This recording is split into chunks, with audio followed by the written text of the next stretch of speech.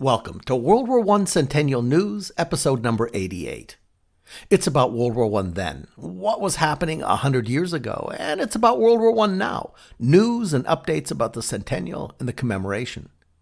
Before we get going, I wanted to remind our listeners that you can access the podcast by asking for it on your smart speaker, but you have to be specific. Say, play WW1 Centennial News Podcast, and your smart speaker will play the latest episode. Because after all, it's more than just a podcast. It's a conversation, even with your smart speaker, about the war that changed the world. In this episode, for 100 years ago this week, it's our September Overview Roundtable with Dr. Edward Lengel, Katherine Akey, and myself.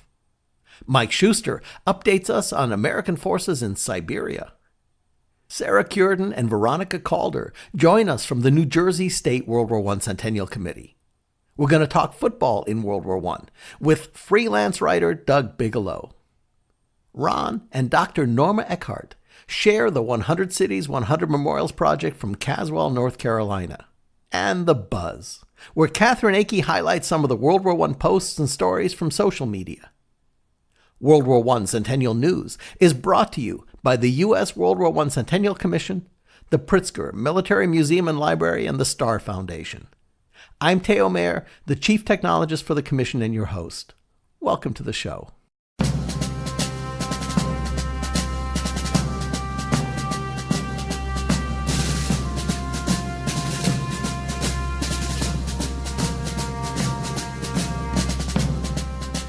To provide a context for September 1918, Dr. Edward Lengel, Katherine Akey, and I got together to explore what was happening 100 years ago this month. What were the overarching themes, the events, and the happenings in September of 1918? Here's what we talked about. Ed, let's start with you. In September, what was the main theme? World War I kicks into high gear for the American forces on the Western Front, and indeed for the Allies in general, as Ferdinand Foch's master plan for concentric offensives on the Western Front goes into operation, with the different Allies attacking from different points along the front. The Americans first enter into combat with the U.S. First Army. This is the first time an American-commanded army will launch an offensive on the Western Front at Saint-Mihiel on September 12th. Then it shifts over to the northward on September 26th as part of Foch's plan to launch the massive Meuse-Argonne offensive that's going to pull in 1 million American troops. And to this day, it remains the bloodiest and largest battle in American military history. Well, back to the Battle of Saint-Mihiel, not only did Pershing command the U.S. Army, but he also had a sizable number, over 100,000 French under his army there, didn't he? Yes, he did. Like a lot of armies on the Western Front now, they were interchangeable to some degree in that French and British armies can have troops of other nations under their command, including Americans. And now when the American First Army is created in August and moves into action in September, it incorporates, as you say, large numbers of French troops, including aircraft, tanks, artillery, and infantry under Pershing's command. This is also a first in American history.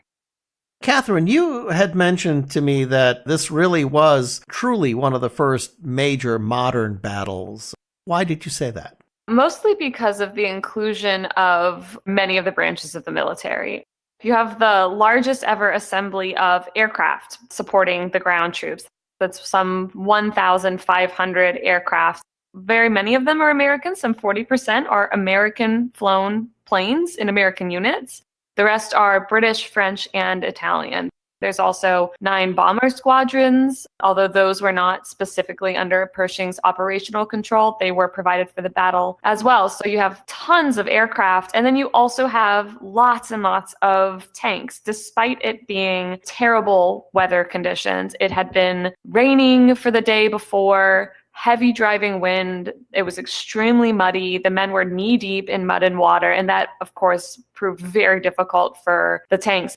When you picture it in your mind, infantry troops moving forward with tanks, with planes flying overhead, providing cover, it rings like a World War II battle, but these are still World War I technologies. They're still early tanks, early planes, and this is one of the first times that they're being used all together in these numbers.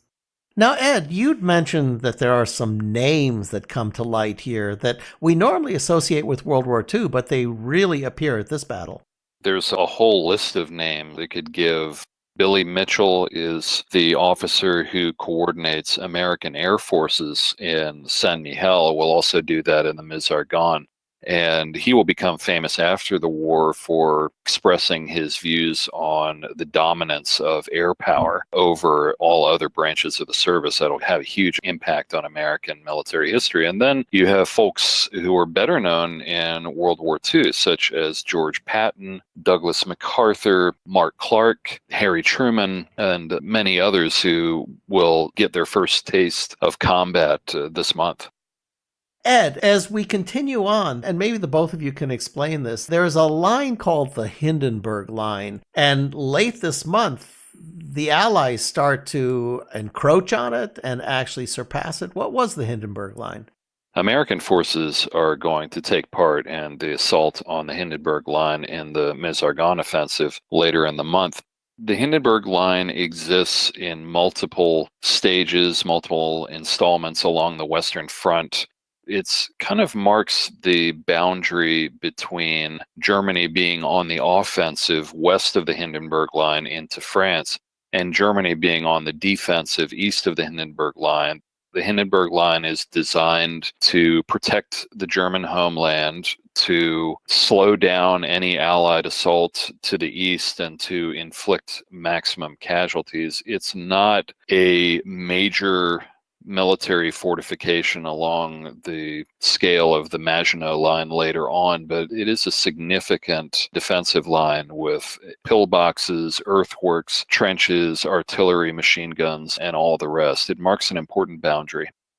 Well, Katherine, it's also an important psychological line, isn't it? Oh, very much. I think it's highly symbolic. You know, the Allied troops are pushing back in dozens of battles this month.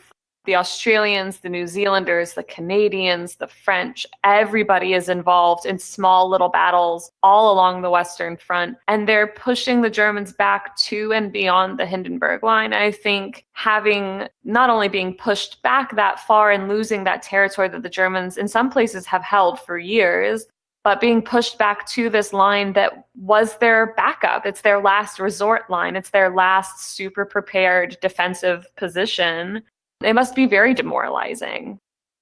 Well, Ed, the big battle that we get to at the end of the month is the Meuse-Argonne. And this month, we only hit phase 1 of the battle, or the first phase. But it's really significant. Again, it's part of Foch's grand plan for attacking the Hindenburg Line from multiple concentric points.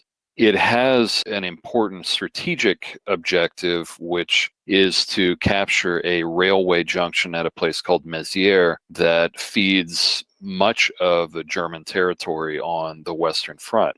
So what this symbolizes is that we're making some very important strategic decisions at this point. After the Battle of Saint-Mihiel on September 12th to 15th, which is a very important battle, it clears a major German-held salient south of Verdun. Many American leaders, including Pershing and Douglas MacArthur, believed that the American forces should simply continue to the east toward the town of Metz and attack into Germany.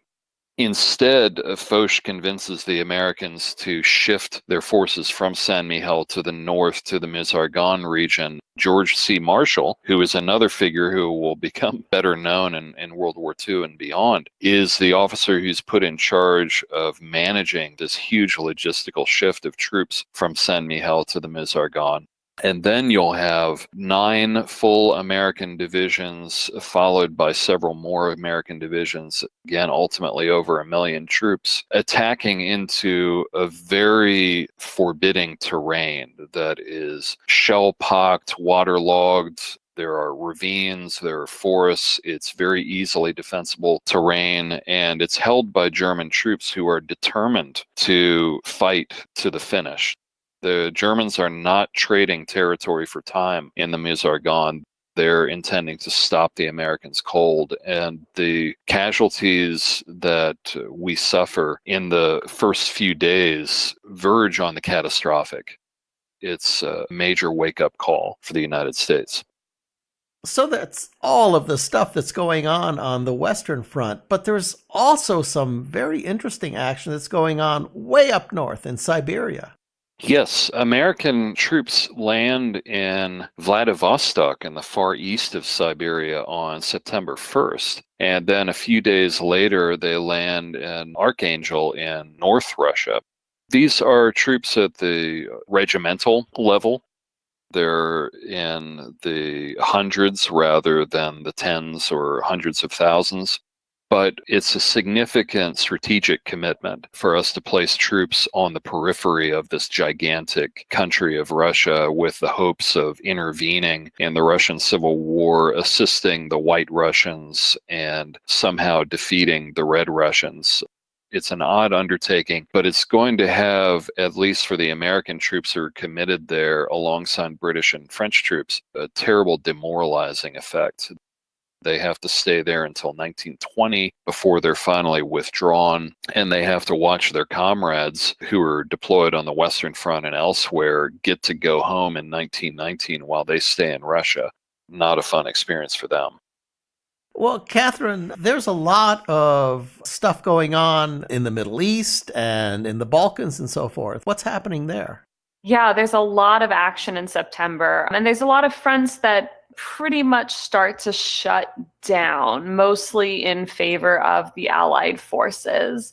So in the Balkans, there's this Vadar offensive being fought between an Allied force that's made up of Serbians, French, and Greek troops, some Italians, fighting against Bulgarian-held trenches and territories in present-day Macedonia.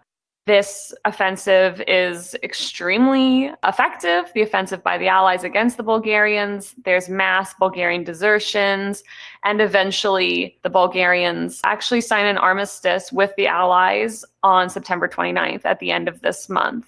And then the Allies are able to capture more major territory in modern-day Macedonia and effectively shut down this Balkan front. All of this fighting in the Balkans is a result of the Austro-Hungarian Empire sort of losing control of its territory and the dozens of different ethnic and religious groups that made up its constituency before it started to fall apart over the course of the war. Well, what's happening to the Ottomans? Well, big news out in the Middle East, the Battle of Megiddo, a series of a number of attacks and smaller battles against Ottoman forces by both the British and the Egyptian Expeditionary Force, a subsidiary of the British. This is sort of along with the Arab Uprising and T.E. Lawrence. They managed to take a massive amount of territory from the Ottomans, stretching from the Mediterranean coast all the way to the Judean mountains. So this also is part of the Middle Eastern front that gets pretty much shut down and left in the hands of the Allies by the end of the month. And the last one that I would mention is in modern-day Azerbaijan. There's a port city, Baku, on the Caspian Sea that had been under the control of a very short-lived dictatorship, the Centro-Caspian dictatorship. And a combined Ottoman and Azerbaijani force recaptures this port city. And once they do, there's a very large refugee and civilian population in that city, a lot of whom are Armenians, and many of them are massacred. Some 30,000 of them are massacred once the Ottomans regain control of this port city. So let me take this as an opportunity to switch subjects slightly to the war in the sky and the war on the sea really combining this month. What's that story? Yeah, the British produce on September 14th the first official aircraft carrier, the HMS Argus. This is considered the first contemporary aircraft carrier because it has an unobstructed flight deck the whole length of the ship. And in fact, some 10 days after it's first launched on the 24th of September, a British fighter pilot manages to complete the first true aircraft carrier landing in history. He lands a Sopwith 1.5 strutter on the bare steel flight deck of this contemporary aircraft carrier. It doesn't quite look like the aircraft carriers we know from World War II, and it's not nearly as large, but it is a huge step forward, along with the kind of fighting we're seeing in Saint Mihiel this month, towards the technology and the all arms, all different branches of the military combined warfare that we get in World War II. Well, and for our listeners who may not know, they had been launching airplanes into the wind with catapults off of ships. But mostly those were pontoon airplanes, and then they would land on the water and be hauled back aboard the ship. So this is a big change to an actual aircraft carrier. Yeah, it's a huge change. These are not marine planes being launched and then pulled back out of the ocean. They are true aircraft being landed on the deck of the ship. There's a lot going on the domestic front in the U.S. at this point as well, isn't there? Yeah, September, first of all, is a very important month in African American history. If you stay on the Western Front, African American troops enter into combat on a very large scale for the first time, with the 92nd and 93rd Division troops entering into combat in and around the Meuse-Argonne. Back home in the United States, the final stage in what has been a sad and tragic event takes place in early September when several Black soldiers who had participated in the Camp Logan riots in Houston of 1917 are hanged at the beginning of September. They have been found guilty and are executed for their alleged participation in these race riots, which were really sparked by mistreatment of African American troops who were assigned to Houston in the era of Jim Crow and segregation. And they clash with local whites and the local police department and eventually erupt in a large riot. So again, that's a very tragic episode. On the brighter side, at the end of September, on September 30th, President Woodrow Wilson comes out officially to endorse women's suffrage, which is a big deal for him because he had for many years actively opposed women's suffrage as a federal law and then kind of passively opposed it, dealt with the demonstrators in front of the White House for quite some time. So now we're going to move toward eventual women's suffrage on the federal level. It's worth mentioning a bill for women's suffrage does make it to the Senate this month, but it doesn't get the votes it needs to pass. So they're making progress, but slow and steady. Well, and then wrapping things up, I want to touch just for a moment on the other battle that's going on, and that's the battle for health and the Spanish flu. It's resurging this month, isn't it?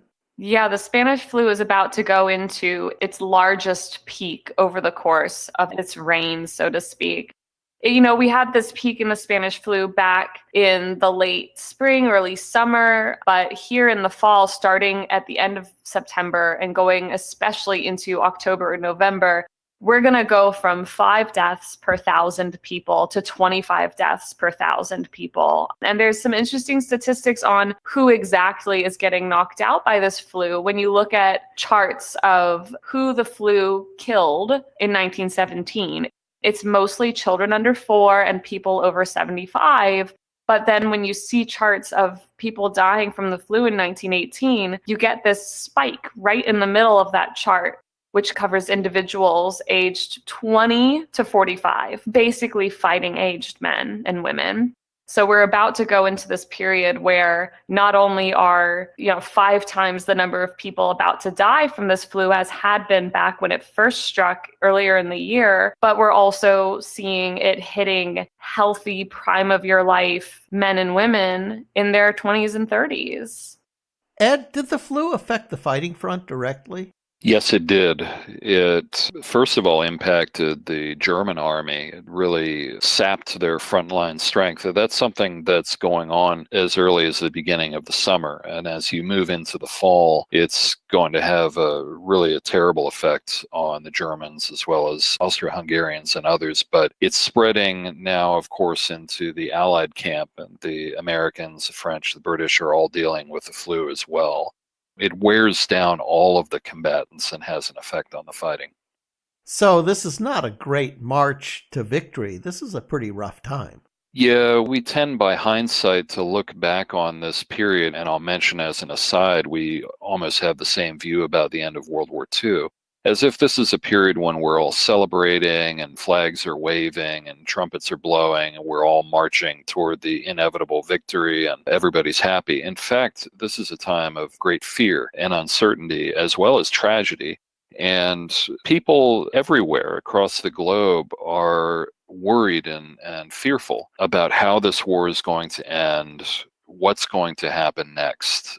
So it's a time of great tension. As we mentioned during the roundtable, the turmoil in Russia is anything if not confusing, and the Allies try to respond. Remember that only a few short years ago, Tsarist Russia joined the Allies against the Germans, but that was several governments ago. For an overview, we turn to Mike Shuster, former NPR correspondent and curator for the Great War Project blog. Mike, your post this week addresses the turmoil in Russia and how the Allies are just trying to deal with it. It seems pretty darn chaotic.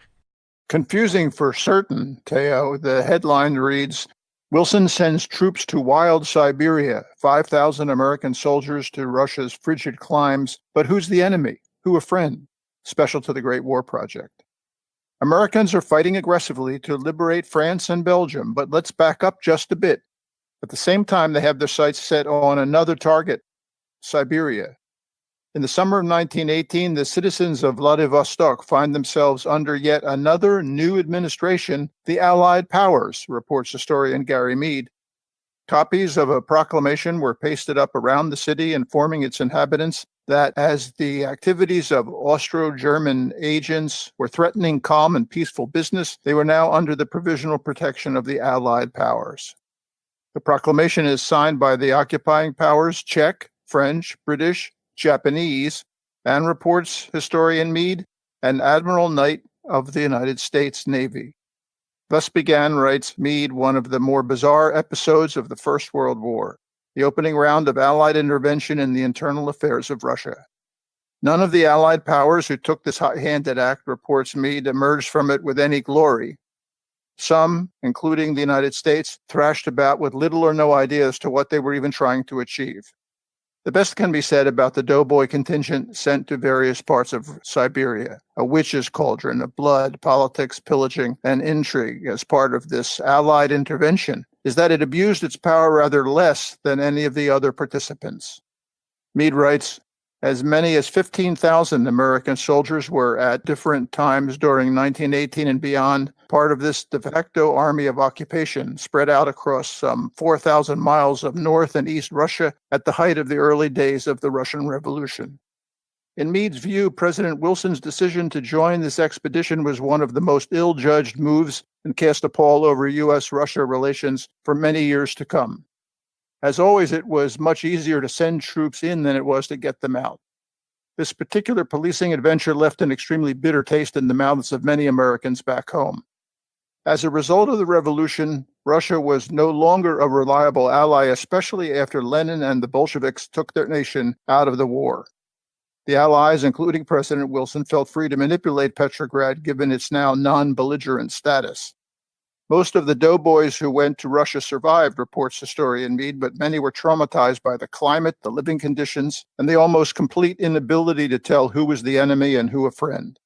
But Wilson is blithely sending an initial 5,000 doughboys, most of them without winter clothing and without any real notion of what they were supposed to do in Vladivostok, in Murmansk in the frigid north of Russia, and in Omsk in the heart of Siberia, among other points north and east. These Americans were soon to find themselves, according to historian Mead, confronting some of the most barbarous bandits of the day. And that's the news from the Great War Project for this week, a century ago in the Great War. Mike Shuster is the curator for the Great War Project blog. The link to his post is in the podcast notes. And that's this week's Look Back a Century Ago. Now, let's fast forward into the present with World War I Centennial News Now.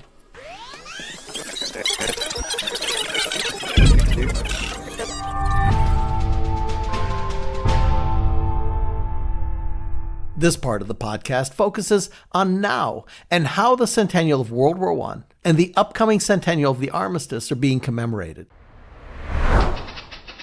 This week in Commission News, the planning continues for the ACE initiative, the Armistice Centennial events in Washington, D.C., as well as the push to support local armistice events with the YourACE initiative. Here's some quick updates. We're going to be streaming the sacred service from Washington National Cathedral, both to our website and to the Bells of Peace app, starting at 10 a.m. November 11th. The schedule of events for what will be happening in Washington, D.C. at the site of the future National World War I Memorial will be published in just over a week. Stand by. Over 12 gubernatorial proclamations are in or in progress for the National Bells of Peace bell tolling, and around 200 organizations have signed up to participate. Our developers gave me a first live look at our bell tolling app this week, and I'll have a prototype on my phone next week. I can't wait. It's actually a pretty cool app. We launched our World War I Armistice Film Festival this week, and even with the holiday, Rhode Island, Washington State, Pennsylvania, Hawaii, and Washington, D.C. are all on board with a film festival, and our promotion is just getting started.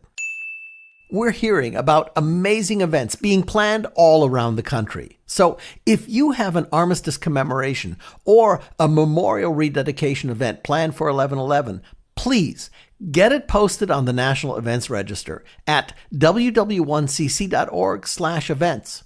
Or tweet us for a link request on our podcast Twitter channel at the WW1 Podcast. That's at THEWW1 Podcast. Follow the links in the podcast notes for all the YourACE programs. This week, for our updates from the states, we're headed to the Garden State, New Jersey. Joining us to tell us about the New Jersey World War I Centennial Committee, its origins, its projects and programs for the last few years, and its plans beyond the armistice, are Sara Cureton, Executive Director of the New Jersey Historical Commission, and Veronica Calder, Archivist at the New Jersey State Archives. Sara, Veronica, it's great to have you on the show. Good to be here. Thank you for having us. We started working together and talking to each other several years ago when you came into the New Jersey Centennial commemoration process. You're both with the New Jersey government in an organization. How did New Jersey World War I commemoration come about? How is the effort structured? Well, this is Sara, and the agency I work with is the New Jersey Historical Commission. And we are the state agency here in New Jersey that is charged with organizing programs for major historical anniversaries. So this was a natural for us to get involved with. We then turned to our wonderful partners around the state, and they happily came on board. So we were quickly joined by the New Jersey State Archives, the New Jersey State Museum, the New Jersey State Historic Preservation Office, Rutgers University Libraries and Special Collections, and the New Jersey National Guard Militia Museum. So we quickly formed a planning committee, but then one of the great benefits we have here at the Historical Commission is that we have a grant program. And through the grant program, we were able to provide funding to historical organizations all around the state to do their own World War I projects. That's great. Well, the state and its role in World War I was huge. You were full of industrial and agricultural production. You had training camps. You had ports. How would you summarize the state's role in World War I? You've done an excellent job of doing that right there. I think if we pick one word to describe New Jersey's role, location is probably the critical word here. New Jersey's history is marked by many, many experiences and themes that do relate to our location on the eastern seaboard, right in between New York and Pennsylvania. And because of that, New Jersey already had tremendous industrial infrastructure in place when World War I started. Companies like Johnson & Johnson, which during World War I provided medical supplies. Actually, New Jersey companies were beginning to provide supplies to the European allies long before the U.S. entered the war. In fact, by 1918, New Jersey was actually the largest supplier of munitions in America. Finally, I should add that New Jersey also provided significant numbers of troops to the war effort. Over 140,000 New Jerseyans served over the course of the war. And we can boast of at least 8 Congressional Medal of Honor winners and arguably, certainly one of the most famous Americans to serve and to die during World War I was New Jersey's own Joyce Kilmer. Well, I wanted to give you guys a shout out in what you did in uncovering your local World War I memorials as well. You were one of the first publishing partners for the commission that really did a fairly detailed survey of where all your World War I memorials were. And how did that come about? We have to give tremendous credit to our partners over at the New Jersey Historic Preservation Office. As I mentioned, they became part of the team very, very quickly. And they stepped right up and took that particular project on. We've located, through their good work, about 200 sites in New Jersey that have a World War I connection. Many of them, of course, are memorial sites, and we really will continue to promote that resource to schools and community groups in the years to come as focal points for future Veterans Day programming and activities. What are your plans for the armistice? Well, our governor will be issuing a proclamation calling upon New Jerseyans to participate in the Bells of Peace bell ringing on Armistice Day. And we have a wonderful relationship with the Department of Military and Veterans Affairs here in New Jersey. And we are in the process of working with them to plan some very special aspects to their annual Veterans Day service and incorporating bell ringing into the ceremony as part of the Bells of Peace program. So we're excited about that. Yeah, the State Archives is currently digitizing all their unofficial service records. There are no original copies of the service records. We only have microfilm copies. So there is no archival quality image or anything of them. So we're currently digitizing them. It's taking a long time as there is over 140,000 of them. And then we're hoping to do a crowdsourcing project to allow the public to help us get the data elements, such as name, location, residence, place of birth, into a database that'll be accessible through our website. Well, that's a great project. As the audience may or may not know, in 1973, a fire destroyed 18 million veteran records. So reconstituting that's really awesome. Okay, so are there plans to keep the Centennial Committee going post the armistice into 19 and 20? Luckily, here in New Jersey, that group of partners works together on an ongoing basis. So we certainly will continue to look for projects that will continue beyond there. Well, New Jersey's very unusual in how you got structured and how you're collaborating with each other. Fantastic work. Thank you. Thank you. Sara Cureton and Veronica Calder from the New Jersey World War I Centennial Committee. Learn more about the committee and its projects and programs by visiting the links of the podcast notes. The NFL season got underway this past weekend, so we thought this would be a great week to look at football in World War I. For our Spotlight on the Media segment, we're joined by author of a book about World War I and football. Doug Bigelow is the author of Gridiron on the Lake, the 1918 Fort Ontario Army football team. Now, for football fans, this is a look into what is perhaps an unknown era of the game. And of course, also how Americans and American sports managed to adjust during World War I. Welcome, Doug. Thanks for having me, Theo. So, Doug, at this point in 1918, how old and how popular and how well known is football as a sport? And how does it compare to baseball as a national focus? The first football game, if you want to call it a football game, was between Rutgers and Princeton in 1869. That was more like a combination of rugby and soccer. Over the years, it morphed and changed with many rule changes. The 1918 version was very similar to the current game. In those days, baseball was the number one sport. There were a lot of other sports vied to be number two. College football was pretty popular. Professional football was kind of looked down upon a little bit. Very, very few players went from the college ranks to play professional football at that time. The NFL comes along around 1920, so that's got to be connected to the boys coming home. I mean, it was right post-armistice and everybody returning. Yeah, that's one of the major factors in the NFL getting started in 1920. Football was in the military very heavily. Thousands of men from professional ranks and college ranks continued their careers both stateside and over in Europe. After World War I finished, kept the troops around for well into 1919. And football was one of the big things that they had over there to keep them occupied. So those boys came home. Now there were a lot of, I won't say unemployed football players, but guys who wanted to continue playing football.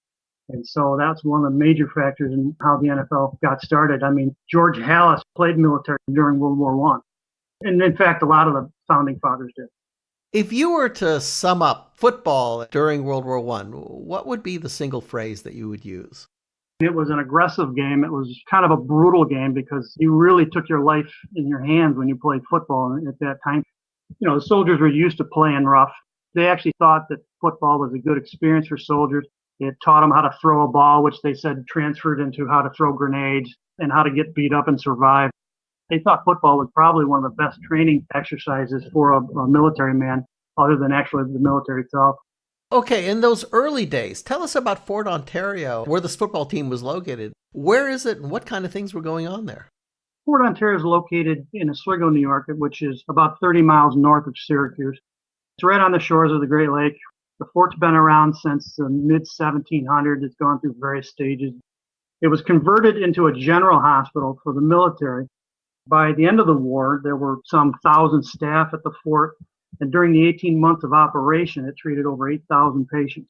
During that time, it was important to supply the soldiers with activities to keep them from less desired pursuits. All sports were highly promoted.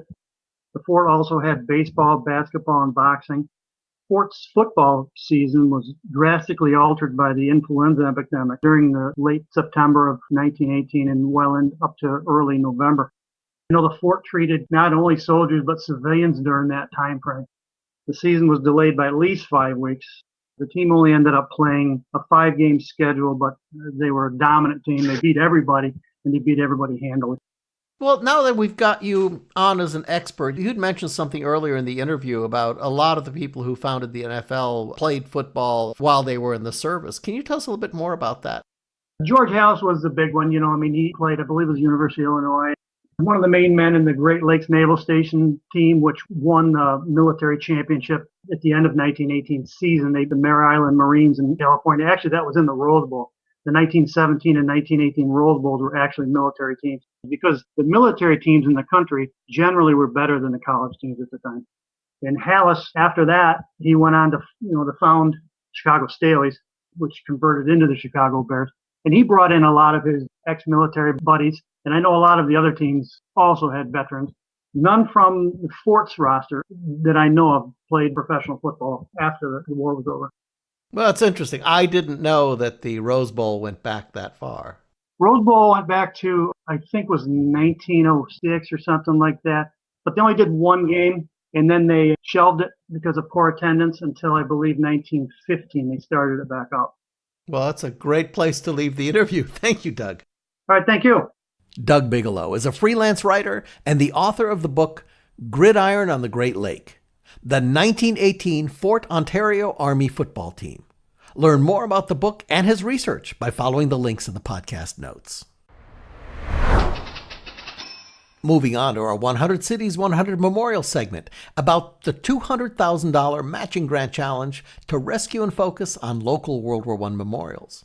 This week, we're headed to Caswell Beach, North Carolina. Here to tell us about the project are Ron and Dr. Norma Eckard, speaking for the Friends of Fort Caswell Rifle Range. Welcome to the podcast.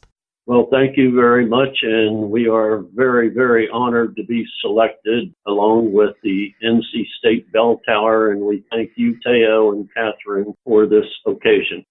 Kind words. Thank you very much. Now, I remember first seeing your grant application when it came through, and your project was really different because you weren't a memorial per se, you were a preservation project for a firing range in the middle of what today I think is an urban development. Can you tell us a bit about the project? Oak Island is a 13-mile barrier island along the Atlantic Ocean, and Caswell Beach is on the eastern 3 miles of the barrier island, right at the mouth of Cape Fear River. The permanent population is 398 in the summer. The tourists come, and we have 2,000 people. The new rifle range that we want to talk about was built during the buildup for World War I. The existing rifle range within Fort Caswell had become too dangerous to continue as new troop facilities crowded the range. The project was quickly funded and finished by May 1918. After World War I, the land that contained the fort was sold and the remaining land was abandoned until the 1980s when a golf course and Caswell Dunes residential community was begun. We are very fortunate that the developers saved the rifle range from the bulldozer. I was going to ask you, how did that happen? Well, according to an early resident of Caswell Dunes, he said they looked at the structure and said, wait a minute, I can't bulldoze this. I need to talk to somebody. And they talked to the authorities, whoever they might be. We don't have that history. And the authorities said, no, you can't bulldoze that.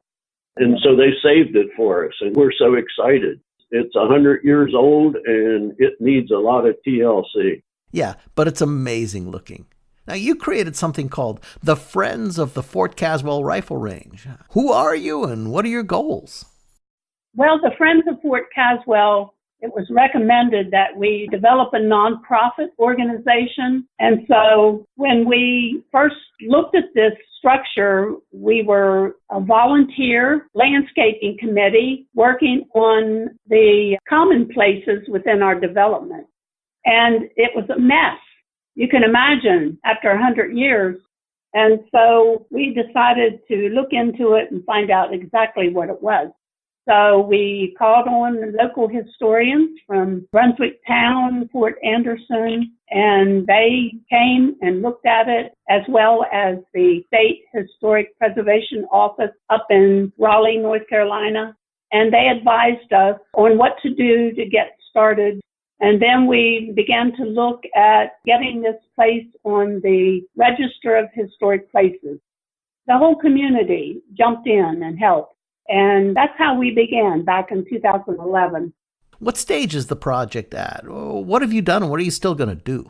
We have temporary stabilization going on. We did the engineering study. We were told what to do, and we had 17 trees removed. And they're trying to use hydraulic jacks to move the middle wall that the troops walked through to get to the target range. And you think about it, 100 years of having nothing done to it. It was needy, but it still was one of the best conditions in the nation. But we thought that this structure needs to be the memorial itself.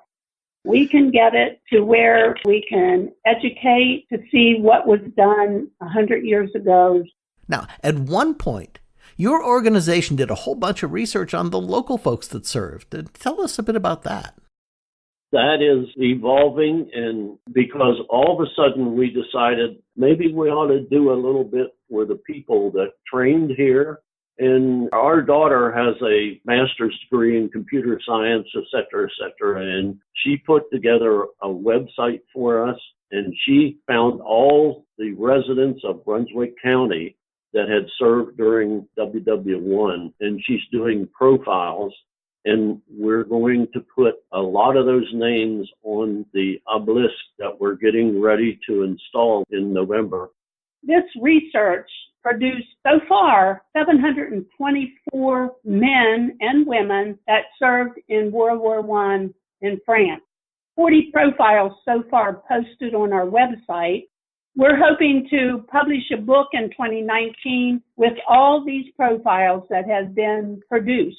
Well, World War I is a story about people, and I just think you folks are brilliant. Thank you so much for doing the project. Thank you very much. Your recognition makes it all worthwhile. Thank you. Ron and Dr. Norma Eckard are from the Friends of the Fort Caswell Rifle Range in Caswell, North Carolina.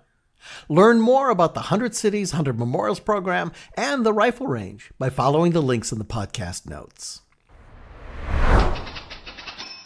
This week in WW1 War Tech, we touch back on something that came up in our roundtable. A technological advancement that we mostly associate with World War II, but like so many things, it's got its roots in World War I.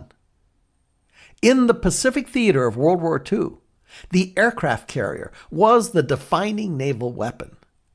The carrier possesses the ability to project your combat forces into theaters of conflict in ways that outstrip even the mightiest of battleships. Just think Pearl Harbor, a strike delivered by aircraft carrier, and that could have knocked out the U.S. Pacific Fleet instead of just really hurting it, except for one factor. The Japanese failed to knock out the aircraft carriers. So, scarcely 6 months later, a carrier-led American force defeated the Japanese Navy at the Battle of Midway, turning the tide of the Pacific War. And like so many other technologies that have a massive impact on World War II, a quarter of a century earlier, the aircraft carrier made its debut during World War I.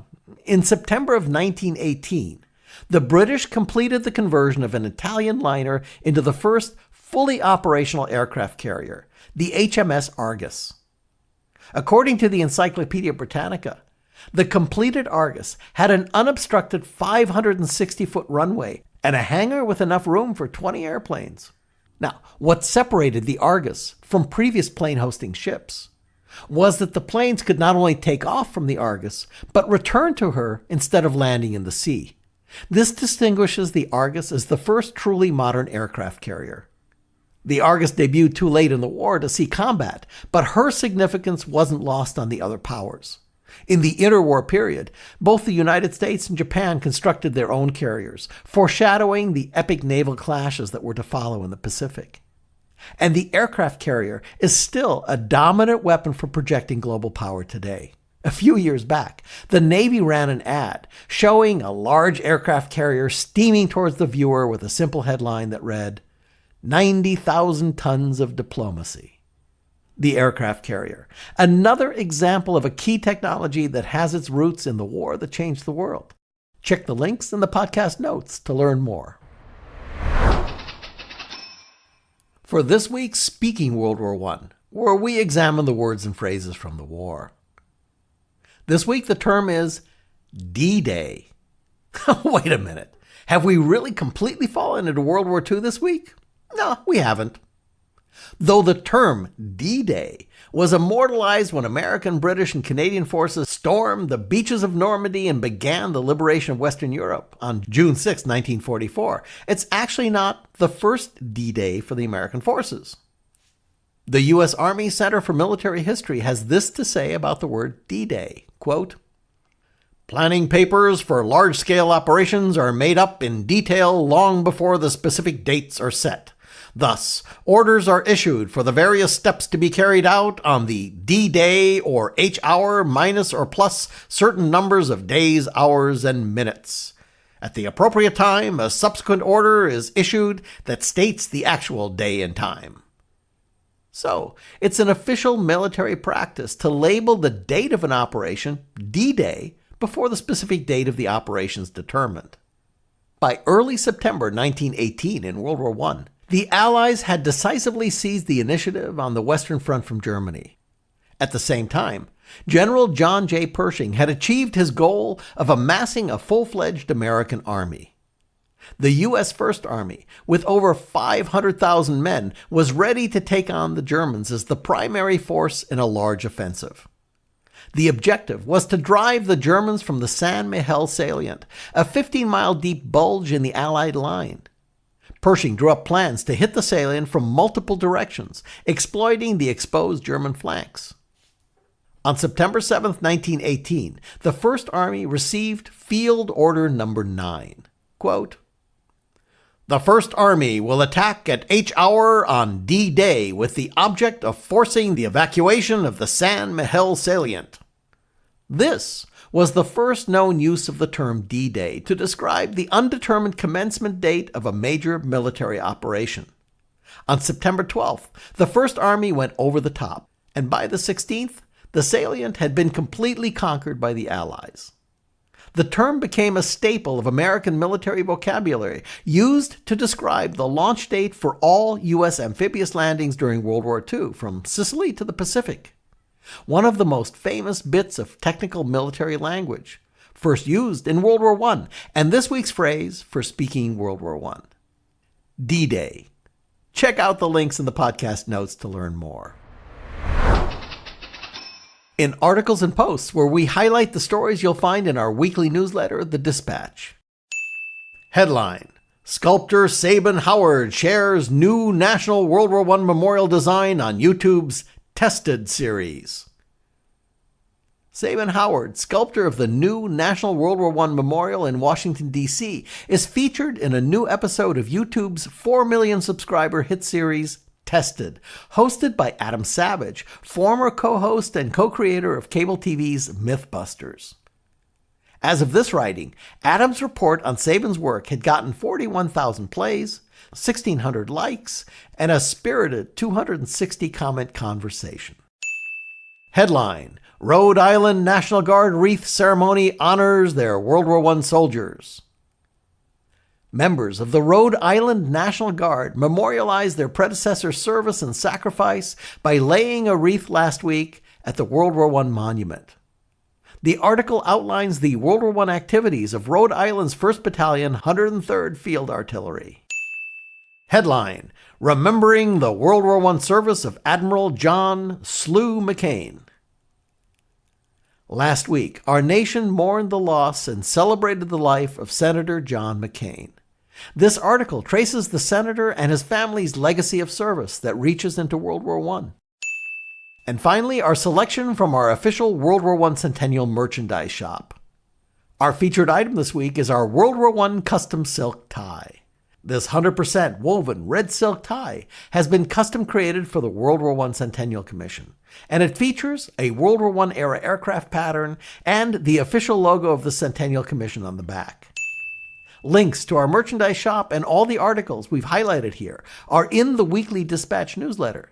Subscribe at ww1cc.org/subscribe. You can also send a link request with a tweet to the podcast Twitter channel at the WW1 Podcast, or follow the links in the podcast notes. And that brings us to the buzz, the centennial of World War I this week in social media with Katherine Akey. Katherine, what posts did you pick this week? Hi, Theo. Irish Central, an online newspaper, recently published an article about the service of Irish American soldiers during World War I, in particular the graffiti they left behind in underground chambers in France. These soldiers left their marks on the battlefields, including graffiti mentioning their Knights of Columbus Hall, their local Ancient Order of Hibernians chapters, or their favorite baseball teams, the Red Sox included. You can read more about it at the link in the podcast notes. Additionally, this week, the Center for Military History put out another informative and entertaining video about World War I. This particular video covers the building up of the American Army, a massive undertaking that would shape the course of events for the rest of the 20th century. We'll be speaking to the team behind these videos later in the month, too. The link is in the podcast notes for you. And that's it this week for The Buzz. And that wraps up episode number 88 of World War I Centennial News. Thank you for listening. We want to thank our guests, Dr. Edward Lengel, military historian and author, Mike Shuster, curator for the Great War Project blog, Sara Cureton and Veronica Calder from the New Jersey State World War I Centennial Committee, Doug Bigelow, freelance writer and author, Ron and Dr. Norma Eckard from the Friends of the Fort Caswell Rifle Range in Caswell, North Carolina, Katherine Akey, World War I photography specialist and line producer for the podcast. Many thanks to Mac Nelson and Tim Crow, our intrepid sound editing team, to J.L. Michaud, our researcher, and I'm the guy who's proud to be the show's producer and host. I'm Theo Mayer.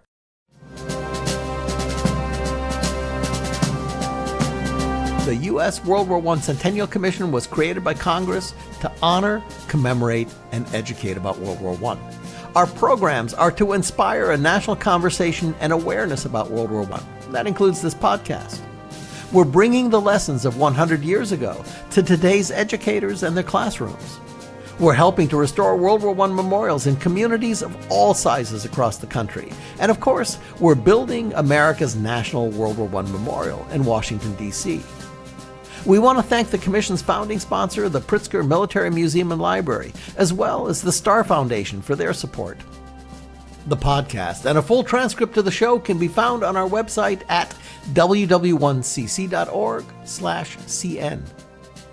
You'll find World War I Centennial news in all the places you get your podcasts, and as we told you at the top of the show, even using your smart speaker by saying, play WW1 Centennial News Podcast.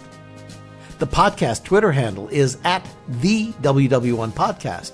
The Commission's Twitter and Instagram handles are both at WW1CC, and we're on Facebook at WW1 Centennial.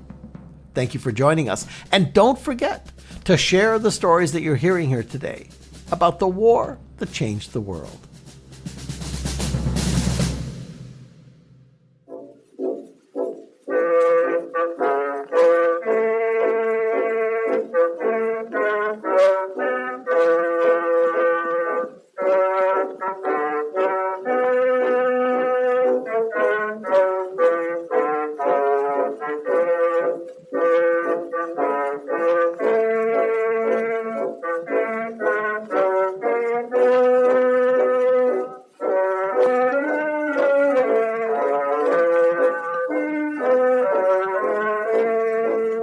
Thank you for listening. So long.